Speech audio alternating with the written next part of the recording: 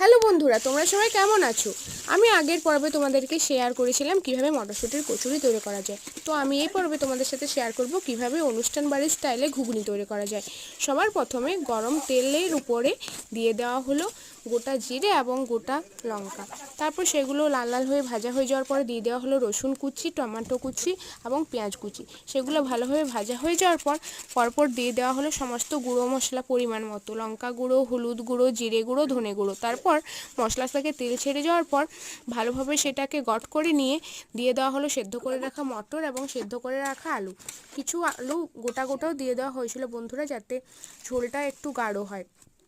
তারপর সেটা ভালোভাবে মিশিয়ে নেওয়ার পর তারপর পরিমাণ মতন জল দিয়ে দেওয়া হলো এবং তারপরে দিয়ে দেওয়া হলো গরম মশলা এবং চানা মশলা।